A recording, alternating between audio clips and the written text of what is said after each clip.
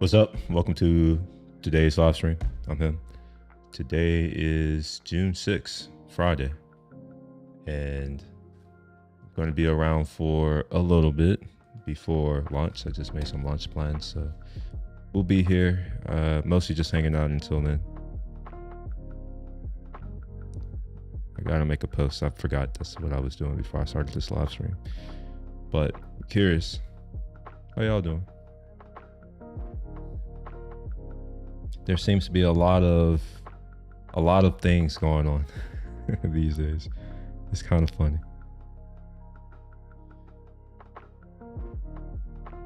I don't know why we have a shit show in our country. I don't know. I really don't understand it, really.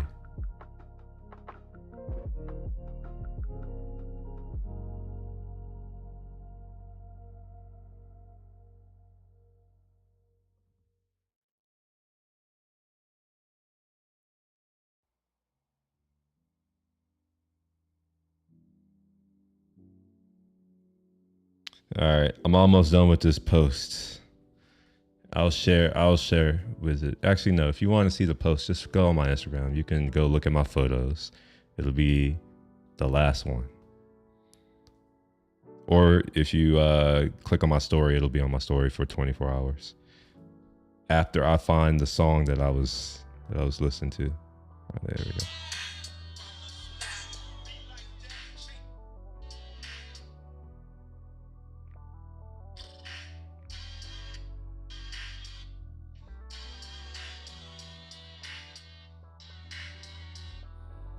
Okay, all right, I've done my little post. And yeah, let's go ahead and make sure that I don't have anything that I don't want to share or that will get me kicked off of YouTube, like potentially having a cappella lyrics. Go ahead and just, save. I can show it. I just can't play it, so I'll show it. This is Ableton Live for those of you who don't know anything about anything. This is Ableton Live.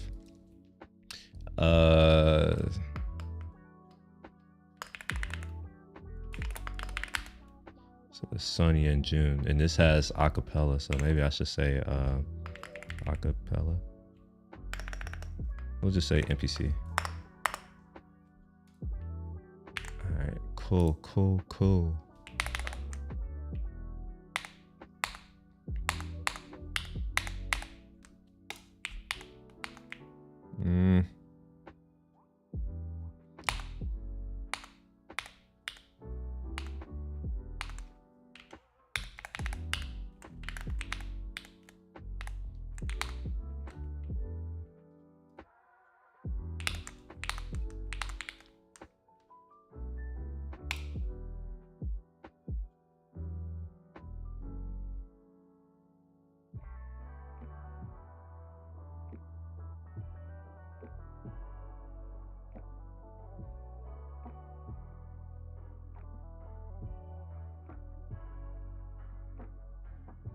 Huh? Wait, what?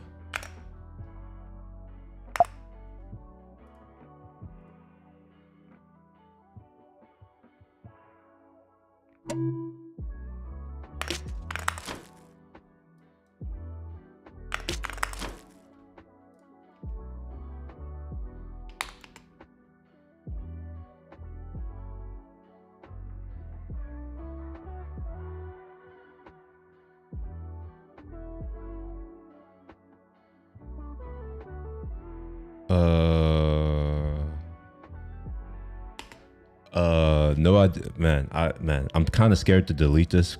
It may have been something that I did for something. I'm gonna leave it alone. I'm gonna leave it alone for now. I don't have Time Machine on this computer. I was like, I'm gonna wait, and by wait that means I'm gonna wait until something bad happens, and then I'm gonna be pissed off at myself for not anticipating and not doing anything about it, even though I knew something would happen. It's just the life that I'm living right now. This is one of the reasons why I try to not put anything that's really important on my computer. That all goes to my NAS, which, you know, that has multiple hard drives, and it's I'm protected from failure. Let's just say that lots of things will have to go wrong for me to lose the data that's actually important. It goes to my NAS, and then from my NAS, it gets backed up into like certain folders get backed up into Dropbox. And I also have other things that go into iCloud, and I also have a local copy here, which there's also a backup on my NAS. And for my code, like, you know, that's all on GitHub as well as on all of my different computers. I have 3 computers, so those projects will get pulled down to each one, just in case. And it saved my ass several times, in fact, several times. All right, I think, am I streaming in 1080p today? I think, yeah. All right, unfortunately, yeah. All right, yeah, so if it's a little bit not that good looking for you today, I do apologize, although it's not really my fault per se. I normally stream in 1440p here on YouTube because both Twitch and YouTube support it. However, I recently set up a Kick account to stream to, and yeah, for whatever reason, they only accept 1080p. So that's what I reduced my stream to, so I can stream to that as well. But here's the problem. I started my stream yesterday, like last night. I didn't do it on YouTube, but I did one on Kick just to make sure that everything worked. It did.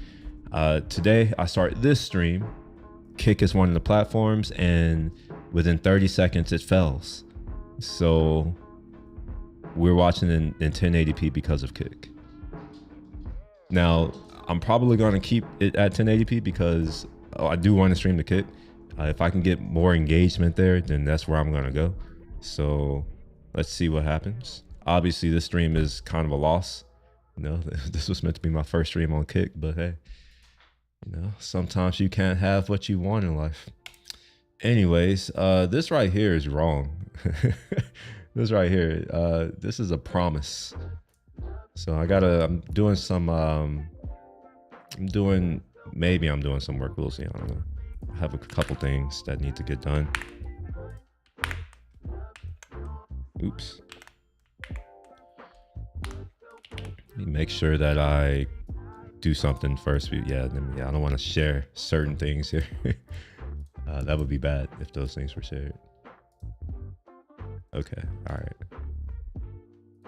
Yeah, we're going to close all of this too. Perfect. All right. So here's what I'm up to. I did some photography last night, you know. None of this is it. This is just editing. But look at that. That shit looks dope. You gotta admit it. Don't lie to me. Don't lie to me and say, oh yeah, that's not a dope ass picture of them doing construction to the airport.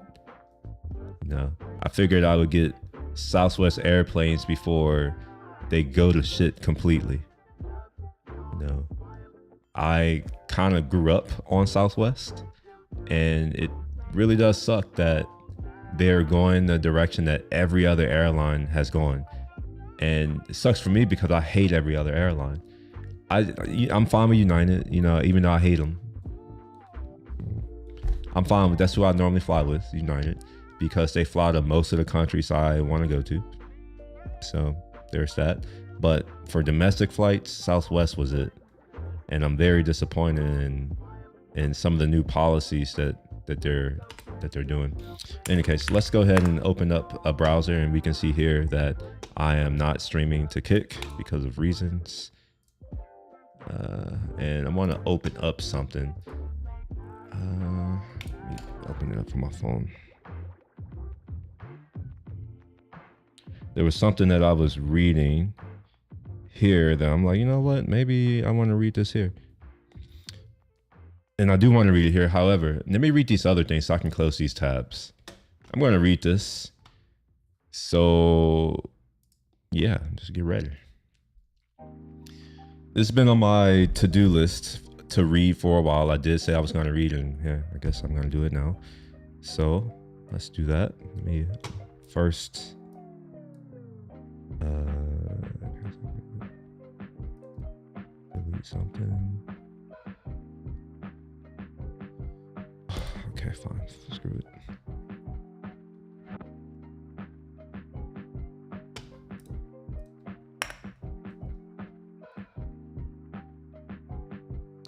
Okay. This is from the Harvard Business School. Women are avoiding AI. Will their careers suffer? So already I have a disagreement, but I do want to preface this by saying that I work in tech. So most of the women who I know they work in tech too. Now I know others who, doctor, lawyer, that kind. I know those, but for the most part, most of the females who I would even associate with, they work in tech.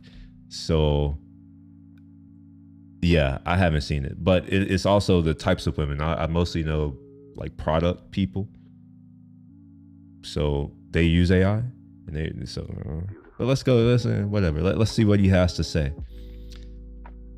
Women are adopting generative AI technology at a significantly lower rate than men. In many cases, because women question whether it's ethical to use the tools, according to research by Rembrandt Koning and colleagues.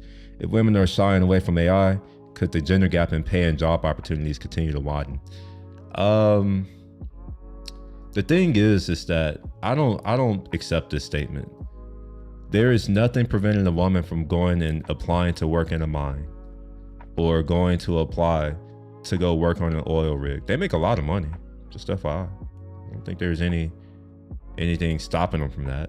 And they can also work just as hard, they could do the 12, 13, 15-hour days too, and I'm sure they would make as much money. But I guess that would be too much logic to put into it. Like let's compare apples to apples.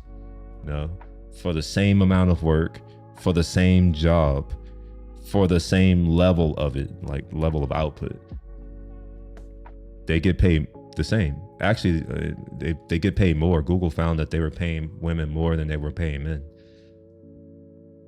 Talk about the gender pay gap. So yes, I do agree there is a gender pay gap. But the thing about gaps is that they go in both directions. So something to keep in mind. Anyways, as more businesses seek to harness artificial intelligence, bolstered by studies showing its potential to boost worker productivity, new research reveals that women are significantly more reluctant to use technology than men. When has this not been the case though? Just from my own experience with people I've been in relationships with, I was the one who was more into technology in general. And I don't mean just computers and software, that's stupid. I mean like literally anything to do with things, because technology happens to be a thing. And it helps you solve problems, right?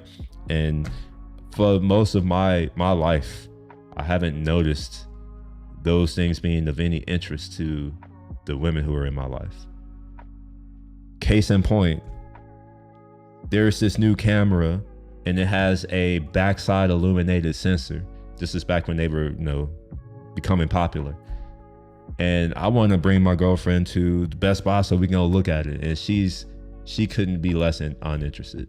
She's like, who gives a shit? So yeah, there's always a stark gender disparity hiding in the back of these papers, says Harvard. Yeah, I don't know. I don't buy this.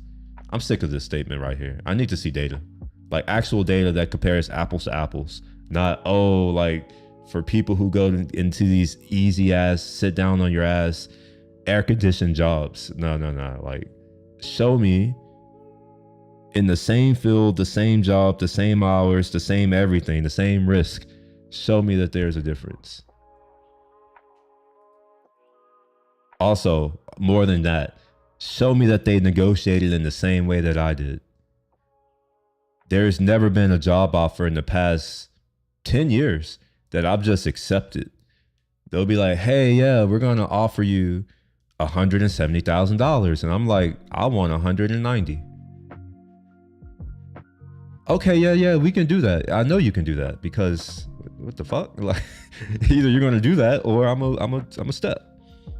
So like, again, we need to compare apples to apples, not just, you accept what you're given, which that seems to be not something that people like me do. I don't just accept what I'm given. Anyway, let's read this again. There's always no, I'm not reading that. Let's move on. He noticed that fewer women use generative AI tools that he and his colleagues at the Digital Data Design Institute at Harvard have created for entrepreneurs around the world. In fact, Coney's research shows women are adopting AI tools at a 25% lower rate than men on average, despite the fact that it seems the benefits of AI would apply equally to men and women, he says. Huh. I guess it's similar to how my dishwasher is also the same in my washing machine. It benefits us both equally. Yet for whatever reason, I'm told that those things are hard to operate. That's just what I hear. You know, oh, it's hard I have to wash the laundry. I have to wash the dishes. Like, I do these things too. And and these washing machines, I don't know, man, they work.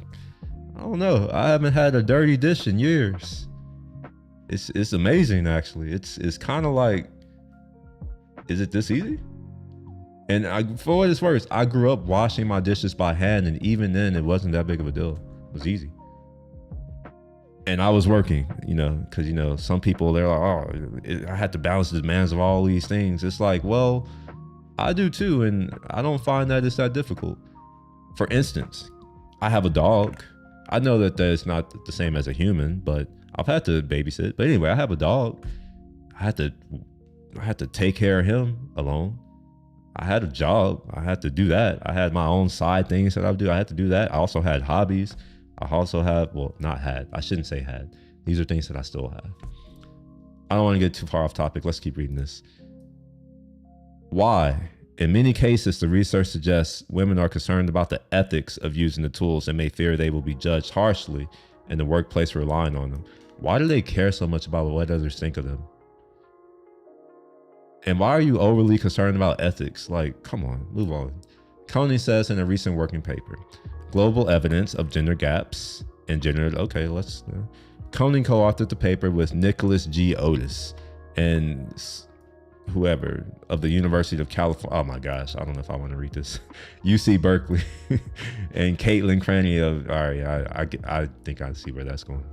Businesses could miss out on major productivity gains if women continue to shun generative AI, and women might fall behind in building valuable skills they need to succeed. Succeed in what, though? This is the thing, like, in what? Succeed in what? Succeed in life? Because I would argue that you don't need any of this shit to succeed in life. If that were true, then your mama is a failure. So is your grandmother. So is your great-grandmother. They didn't have any of these skills, yet for whatever reason, they seem to have, in my opinion, a successful life. But I guess according to this, you know, they didn't succeed in their life's purpose, which is to have these people who think that for whatever reason, a skill in a workplace to go serve your corporate zaddy, for whatever reason, they think that's the ultimate thing to strive to. This almost seems like an agenda being pushed right now. That's what I feel like. I feel like that, or is it just me? That could widen the persistent gender gap in wages and career opportunities. Okay. Honestly, if a female wants to have a career and they want to take care of me, I'm happy to back off and be like, you know what? You gonna make all the money. I will sit at home and I will live this hard ass life of having to wash the dishes and wash clothes. Oh my gosh. I'm willing to take one for the team. I would do it. I'm willing to clean the house. I do these things anyway. So it's like, if somebody wants to go in and say, you know what, William, I'll go out into the world and I'll go make all the money. In fact, I told my ex that. I was like, I'm like, honestly, I don't want to work anyway. I was just working because I wanted to take care of you. But if you think your career is that important, you could work and you could take care of me. You know, use your money to support me. I don't think she liked that too much. Women consistently show lower adoption rates. I don't know about this. And I'm only saying I don't know about this because the women who I know, they're definitely using AI. So it's just, you know, obviously I know this is it's anecdotal, right? I do understand that. And I do understand that I'm biased because of the industry in which I work. However, I don't know if this is based off of like people using his tools. To compare how women and men use generative AI tools like ChatGPT and Claude, the researcher Well, I thought Claude was for code. Anyway, the researchers examined 18 studies involving more than 140,000 college students and workers, including business owners, data analysts, software developers, and executives from other countries, including United States, Sweden, Mexico, China, and Morocco. In 2024, a 2024 survey by the Federal Reserve Bank of New York, for example, found that half of men used generative AI in the previous 12 months, compared with about a third of women. You know what? This kind of makes sense when you understand, or when you look at the data that shows that over half of men are single by themselves. I wonder if the use is just them talking to it. Across most of the studies, the share of women adopting AI tools was 10 to 40% smaller than the share of men. 10 to 40% smaller than the share of men, okay? When we aggregate them, our best estimate is that there's a 25% gap. And this is key right here. This right here, our best estimate, meaning that it's an estimate, meaning that it's not precise. It's not even the answer, it's an estimate. We'll keep moving on. Only one study, a Boston Consulting Group survey of San Francisco area tech workers, found that women were 3% more likely to use AI than men. So this could be what I am experiencing, because again, the industry in which I work, most of the females I know do live in San Francisco. Some of them live in New York, and maybe a couple live in Austin. You know, those three areas. In Boston too. Boston too, but that's a little bit different. Women in tech may have had more exposure to these tools and are more comfortable using them. Yeah, that's been my experience right here. In addition, the researchers studied AI users by gender and found that between November 22 and 2024, women made up 42% of the two. Wait. I don't understand this. We know what a woman is now? Wait, do we know what a woman is now? What about all the other genders that I was told that existed over the past 8 years? What about them? This right here is what word is this? This article is transphobic. It's homophobic. What other phobias do they claim? It's sexist. It's look at this. What the hell is a woman? What if I identify as a woman? Did they ask how these people identify? Or are they identifying these people based off of biological characteristics that we've accepted are no longer indicators of what gender you are? When was this article? Man, I got to figure out when this article was written. This was written this year. Interesting. 2025, Harvard Business School. That's interesting. It's interesting, isn't it? Or is it just me? It's just me. Never mind. I don't even know why I asked. I'll keep going. Let's see here. Where did I leave off? Businesses can miss out. Oh, this is the real key right here. This is the real key. Businesses can miss out on major productivity gains. So if women continue to shun generative AI, and women might fall behind in building valuable skills. Okay, all right. I got to dissect the sentence right here. This is an instance of them telling you what they really feel. They don't give a shit about women. This, and after the fact, this isn't the most important thing. This is just to like make it seem as if we do give a shit about you, but in reality we don't. It's all about how much richer are you gonna make me? Just think about it. Maybe you don't have to think about it that hard, but think about it a little bit. All right, let's go back to where I left off. All right, so in addition, the researchers studied AI users by gender and found that between November 2022 and 2024, women made up only 42% of the 200 million average monthly users of ChatGPT's website.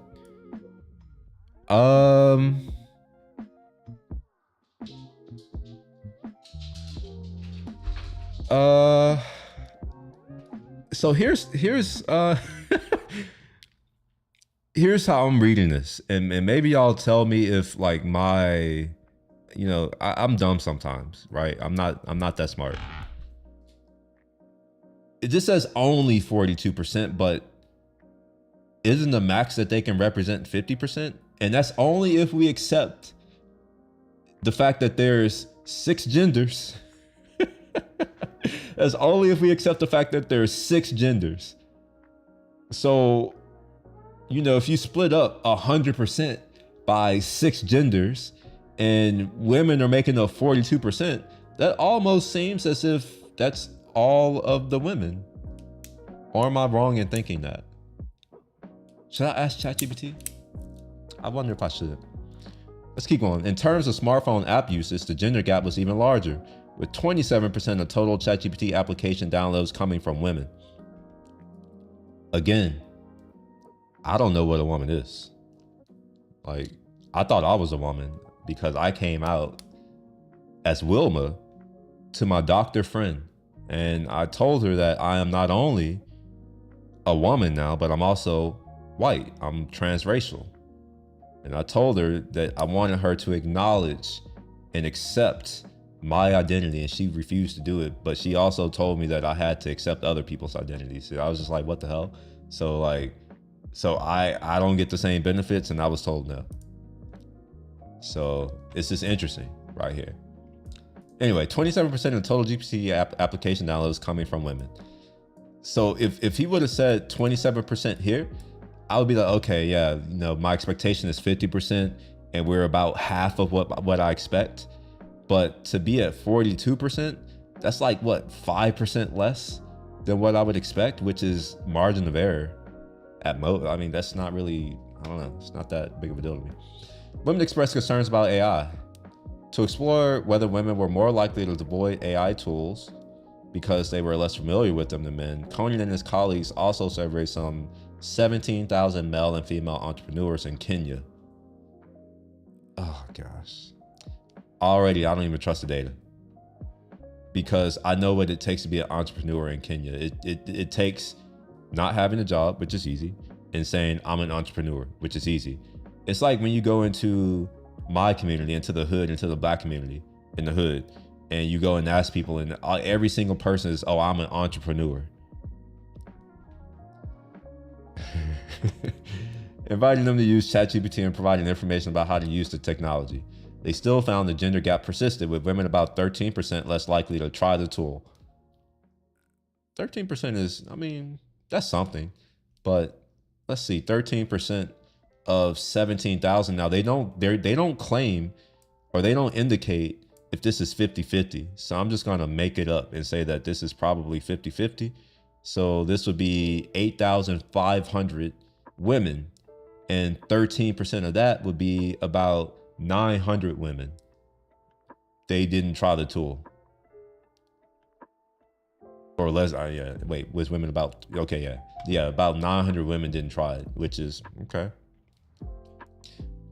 The results show, but you know what, without seeing this, I would also want to see what the women, or not the women, the only gender who we know, right? We know what a man is. So I want to know what's the case for men.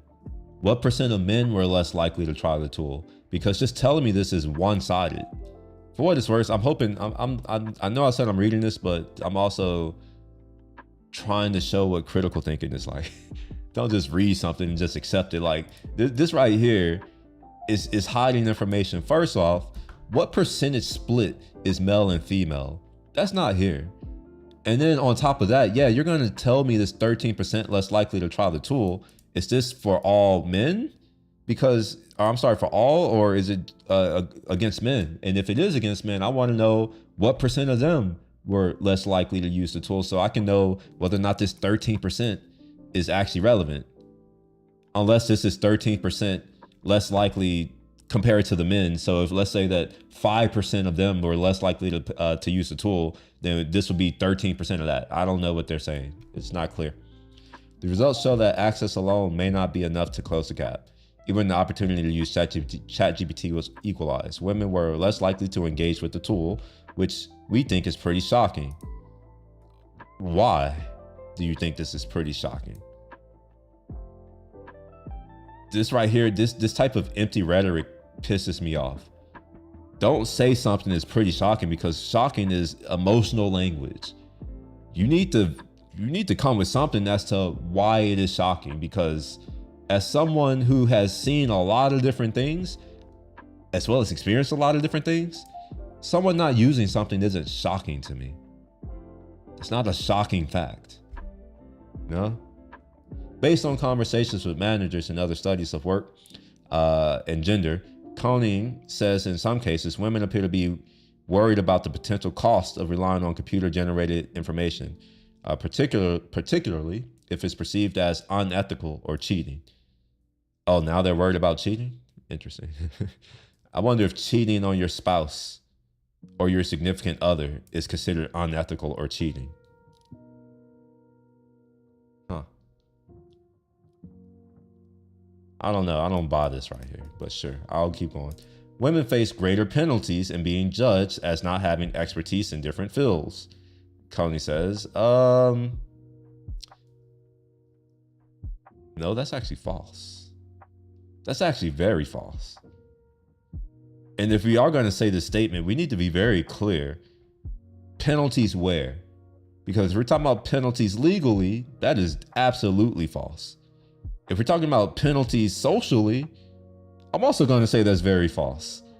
Try being an incompetent man with no skills in this world and see how that goes. See how you're penalized. See if you can go and live in these women-only shelters. You know, you go identify as a woman. See if you go and live in one of those shelters as a man with no competence or skills or expertise. See how that works out. They might be worried that someone could think, even though they got the answer right, they cheated by using ChatGPT. I feel like people who think this way are idiots. They are stupid to assume that there is a right answer. If there's a right answer, you're not working in anything that is complex enough to be of any value to our society. That's my take. If you disagree with it, that's fine. No. Cool. Why gender matters in AI use. Coney says if the AI gender gap persists, it could have 3 major ramifications. Women may struggle to advance in their careers. Don't care. Businesses and the economy may lose potential growth. This is really the only thing that I think actually matters, but again, I also don't care. AI could miss out on the input from women. Okay, oh, that sounds okay. Okay. That sounds fine by me. Okay, sure. I don't want to be gaslit. I don't want to be tone policed. I don't want to be told how to speak. So, okay, sure. Fine. Works for me. Let me read these points. If female workers aren't using the technology that increases productivity, they risk falling behind their male counterparts, ultimately widening the gender gap in pay. Oh, wait. So, let me wait a minute. They risk falling behind their male counterparts. So, I guess are they at the same level as the male counterparts? Are they ahead of the male counterparts? Are they already behind the male counterparts? Be clear. It's not clear here. Where are they already? Like, if you're going to say they risk falling behind, I want to know, where are they right now? Are they actually where men are? Are they being artificially placed above men? Or are they already behind men? And if so, this should say falling more behind their male counterparts, if it's that. Ultimately widening the gender gap in pay and job opportunities. Again, there are plenty of jobs that, for whatever reason, don't seem to get female applications. So I don't know how we go about that. Should we have the state dictate to people what jobs they are going to do? Maybe that's the only way we can have that. Is that if the state, big zaddy government, you know, you're molesting Uncle Sam, if he comes in and he's like, you're going to do that, maybe that's the only way that we solve it. Businesses and the economy might lose potential growth. Zero fucks. We're already going to lose potential growth. What are you talking about? Just look at our birth rate. A declining population implies a shrinking economy. Man, this is impressive. This is coming out of Harvard. Productivity as a whole could suffer, undermining the economy. These gaps are bad for women because they're not being as productive as they could be. Why do we care?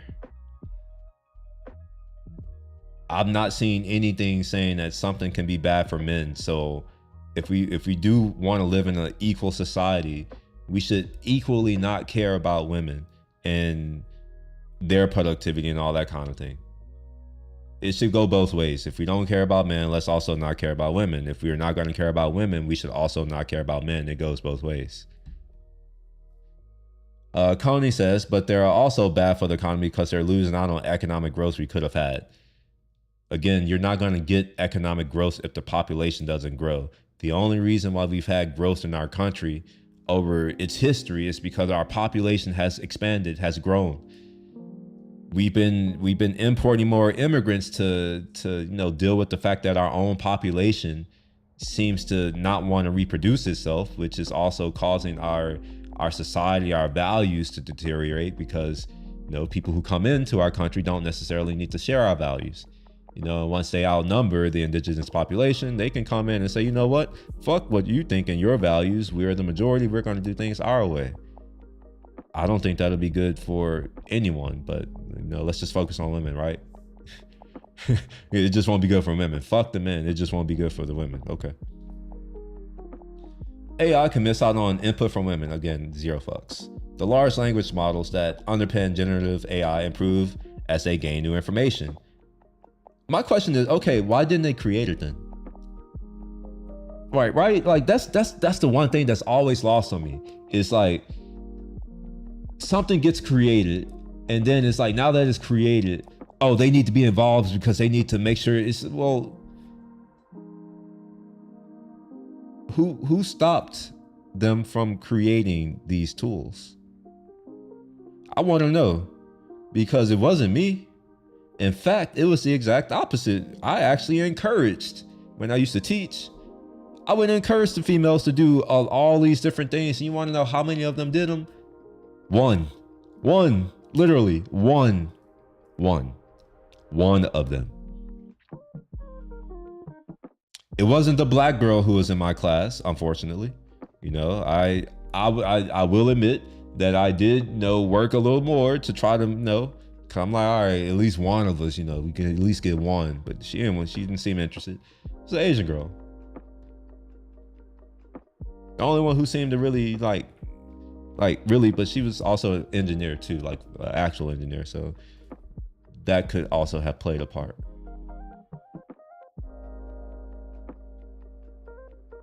Large language models that underpin generative AI improve as they gain new information, not only from data sources, but also from users' prompts. A lack of input from women could result in AI systems that reinforce gender stereotypes and ignore the inequities women face in everything from pay to childcare. In everything from, okay, but what about all the other things? Pay and childcare are not the only things. I wouldn't even call these things like inequities. This right here, this reads like agenda language.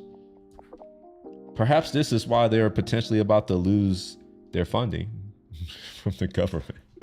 Maybe I'm learning. I don't pay attention to these things, but I like reading this right now. This is not good to me. If it's learning predominantly from men, does that cause these tools to potentially respond differently or be biased in ways that could have long-term effects? We should also state the fact that he just refuses to state out loud. If it was built by men, like it was built by them, like everything else. So perhaps maybe we can have AI that's built by women. I'm not opposed to it. That's always been my solution to everything. If there's something about something that I don't like, I can always just go build it myself. Why do I need to complain, bitch, and moan and say, oh, it doesn't, it's not, it's like, no. That product exists. It's valuable to some people. It doesn't have to be valuable to me. I can go and make my own thing. I don't have this mentality that I need to push what I think onto others. And that's what this reads like. How to encourage widespread use. Coney recommends that companies go beyond providing equal access to generative AI and make concerted effort to invite all employees to experiment with the tools.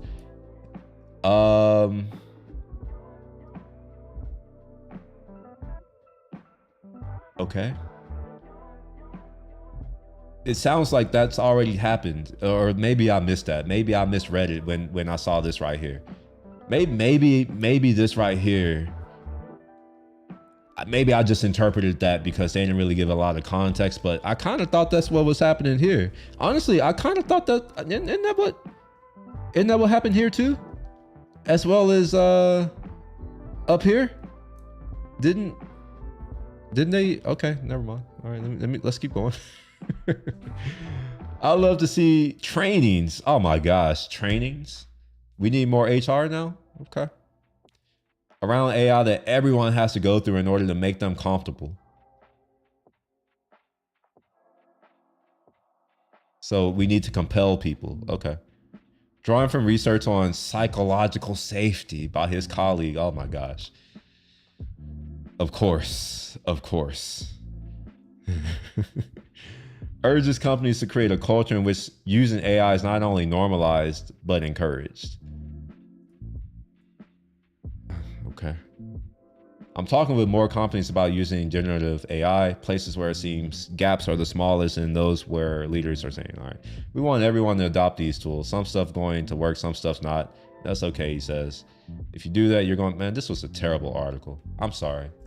Not only did I waste your time, I wasted the most important person's time, mine. This was a terrible article. Who is this person? Oh yeah, it looks like he's the guy that sits in a chair in a hotel room across the bed while someone like me. Never mind. Never mind. Let's move on. Corporate actions as more. Okay, all right. Do I want to waste my time with this? I think I do. I'm gonna waste my time with this. 4 steps to building the psychological safety that high-performing teams need. I'm going to be honest. If I'm on a team that's talking about psychological safety, I don't want to be on that team. That doesn't sound like a high-performing team. That sounds like a bunch of bitches. Struggling to spark strategic risk-taking and creative thinking. In post-pandemic workplace, teams need psychological safety more than ever. And new analysis by her, of course, highlights the best ways to nurture it. Oh, this word right here, nurture. This is what you should do with your children. You should nurture your children. Don't nurture me. I don't want it. I don't need it. Not from you. Not from some strange female who I don't like or have. I don't even want any type of relationship with. I only need that from a couple people, and it's definitely not people who I work for or who I work with. Perks like remote work or a limited vacation time might be nice, but when it comes to true fulfillment in a post-pandemic workspace, psychological safety is essential. Oof. Is she really trying to make a connection between fulfillment and psychological safety?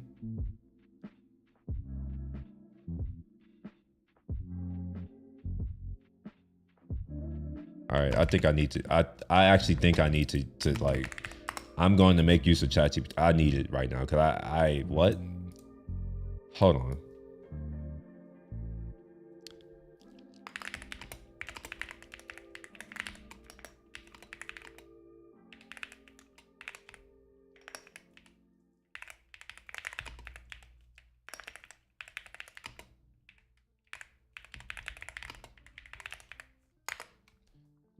I should probably spell psychological. Oh, okay, it's gonna figure it out. Perfect. Oh, and I didn't even spell safety right. I'm not gonna lie though. Oh shit, I might have to go. Yo, what's up? Hey, can you hear me?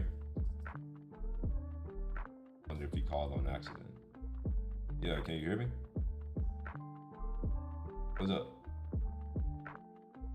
I don't. When do you want to go? It doesn't matter to me.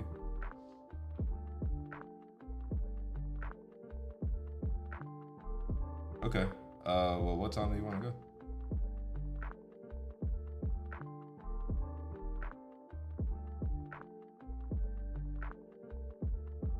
Yeah, I mean, I can eat.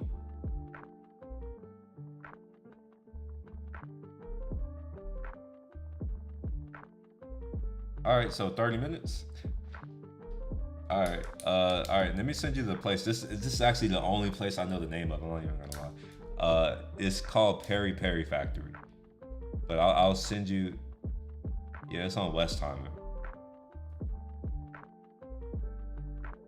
Yeah. Okay. All right. I'm about the same, so I'll leave in about 5 or 10 minutes. All right. I'll see y'all there. All right. Peace. All right. Obviously, I'm not going to finish this article, but I do need to see this. Help me understand how true fulfillment requires psychological safety. Safety. This is a new concept to me. A person who is fulfilled without it. I won't even say that. I'll just do that. Let's see what it has to say. This is in there. Yeah, you think, oh shit, it's using the wrong model. Fuck. Fine, it's fine, I guess.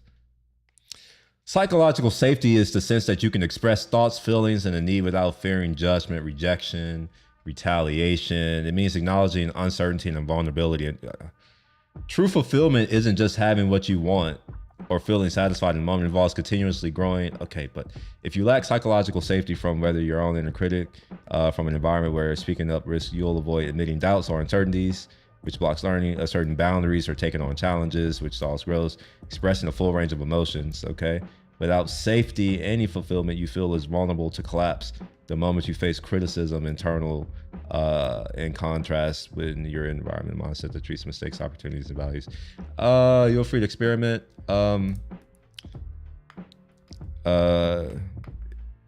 Only the weak will experience this collapse. If you need guardrails just to feel satisfied, is it satisfied? Yeah, just to feel fulfilled. Are you really feeling it? And again, I'm still on low for a mini high, whatever. Isn't a sign of weakness. It's a prerequisite for genuine risk taking. Think of it this way: you could push yourself hard only if you know you won't be shamed for failing. I know I will be shamed for failing. I just don't care. Think of it this way: you can push yourself hard, and without that assurance, whether it comes from your own self-trust or from supportive environment, you will self-censor, avoid challenges, ultimately stunt real fulfillment. In other words, psychological safety isn't a crutch. It's a launch pad that lets you stretch beyond your comfort zone. Because I am strong.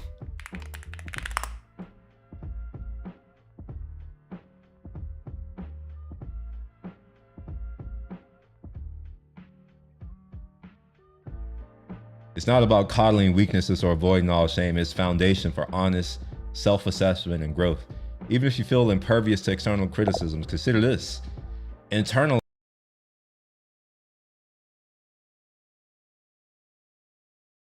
That's an if. Dismissing shame outright can blast blind spots. Strength refuses to acknowledge errors, often doubles down on fault. Okay, again. True fulfillment comes from aligning your actions with reality. Not from shrugging off every critique when failure is treated as feedback. You widen your possibilities, testing limits. No, this sounds like giving other people power over me. In short, rejecting shame doesn't eliminate the need for the mindset to reframe mistakes as data. Psychological safety means granting yourself permission to explore uncertainty. No guardrails to you need to be fulfilled, but you need a way to process errors. It sounds weak-minded to me.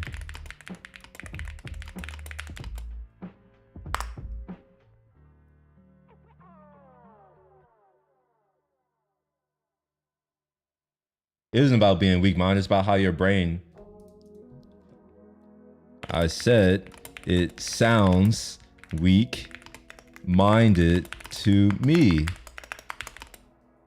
Obviously. Obviously.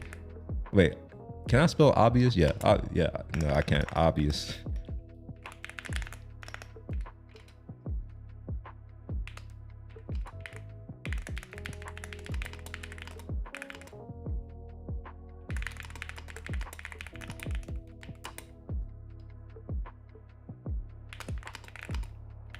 It's for the weak. Let's see what it comes back with. Understood. If you don't see the value, how do you personally stay motivated and grow when criticism or failure come? God lives within me. I'm a creature. I'm of God. It comes from it comes within. It comes from within. See what it knows about that.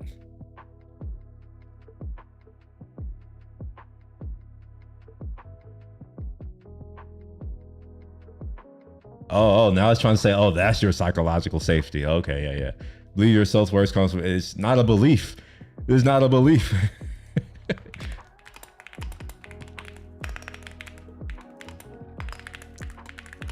You do in the absence of evidence. I have all the evidence that my worth comes from me.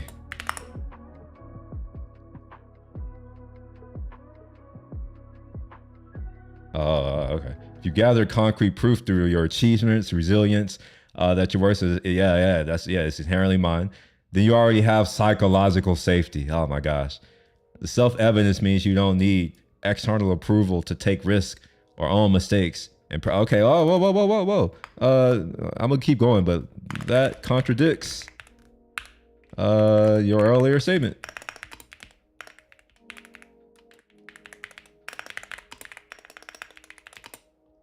Yeah, I'm not gonna try to spell this because I gotta go soon.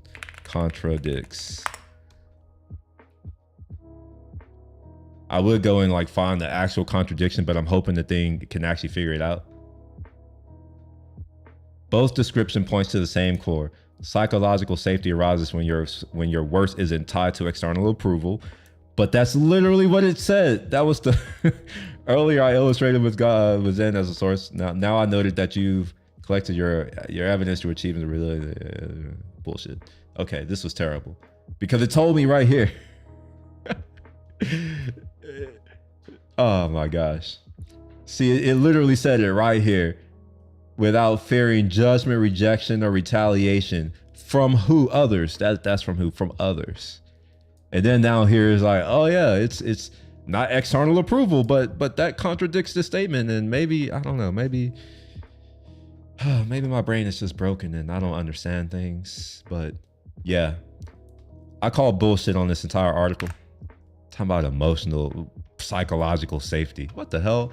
We managed to create the strongest civilizations on Earth before we even knew what the fuck a psychologist was, before we got rich enough to have people who just sit around and criticize other people all day and try to understand themselves, but not really. They don't really understand themselves. They try to say they understand others and therefore they understand humans. It's like, I don't know. I don't buy it. I call bullshit. But I am going to read these bold points because I can at least do that before I got to leave. Encourage teams to bond through day-to-day tasks. I don't want to bond with my team. What the hell? The fuck? I want to bond with my family. Fuck the team. My family is the thing that's important. These people got the wrong things. They elevate the wrong shit. I can give a fuck about the team, especially in most corporations, because let's be real, the team is only there because they're getting that moolah, baby. They don't give a fuck. They want the money. That's it. They just want the money. I hate these companies that go around, oh, we're like family. No, I don't want to be like your family. Because in my experience, family has a lot of issues and I don't want to be a part of that. I just want my money. Just pay me what you owe me. That's it. I don't need anything else. That's my safety. Pay me what you owe me. Give me my fucking money. That's the only safety I need. Let me go and buy the shit that I want. Fuck this bond and day-to-day tasks. I don't want it. I don't need it. I'm good without it. My life has been great without it. Uncertainty and interdependence are attributes of most work today. Well, okay. That's uncertainty is a fact of fucking life. Like they're saying like of work today as it's a new thing. I think it's just you are just now getting into the workforce, so maybe you're just now realizing that yes, life has uncertainty. This is well understood. All it takes is to read a book or two from the past, and you may realize that, yeah, that's a fact of life. Uncertainty and interdependence. That's just a fact of life. We figured it out. That's where civilizations and societies, that's why they were formed. It's because we understood thousands of years ago that we are interdependent. It's just for whatever reason in modern times that a certain group of people have just now gotten to the point where it's like they're discovering shit that we've known. You know, the people who create civilizations, somehow they knew these things already, but I guess they had to relearn it on their own, maybe. Normalize opportunities to learn from mistakes. Why do you, what? Okay. Ensure that all people feel seen. Feel seen. I'm gonna be honest. If my company gets big, you're there to help me make money. If you want to feel seen, make me richer. How about that? That's a good way to make, that's a good way for me to make you feel, I don't know how, but make you feel anything. That's just weird. But if you want to be seen or really appreciated, do something that's worthy of appreciation, you know? So let's say that I'm making $500,000 a month and you come in and you manage to make me $1.5 million a month. I'm going to appreciate you because, well, you've just done something worthy of my appreciation. Don't just show up expecting to get it's like I'm paying you. Showing up is not enough. Just doing the thing that I'm paying you for is like, that's okay. Yeah. Like that's my appreciation is here's your payment. What do you need appreciation for? Get that shit from your daddy. Get that shit from your husband. Get that shit from your son. You don't need to get that from your boss. Your boss isn't here to coddle you and to make you feel seen or heard. No, that's not their responsibility. It's a transaction. You do the work, you get the money. That's it. You don't need any appreciation after that fact. Your money is your compensation. Do with it as you please. Appreciate yourself. There has never been a time in my life that I've like said, oh, I want my company, my boss, I want them to appreciate me. It's like, if I want them to appreciate me more, I will do more. How about that? No, I know that's a very toxically masculine viewpoint, but I am a toxic masculine man. So it's just how I feel. And I don't really care if you agree or disagree. You can go and do something with that. It's nothing to do with me. Seeking input with humility and openness. This is like the only thing, it's like, but this is a given, I think. But yeah, I can't disagree with this. There's one good bold point in here, but it's almost a nothing statement. It's like, this is by default. What are you saying? Okay, anyway, this article was almost a waste of my time. I know that I said I was going to try to stick around for at least, I did stick around for an hour. I lied. It's been an hour. I gotta go. I gotta meet somebody at noon. So y'all have a good rest of the day. I might be back around later. Peace.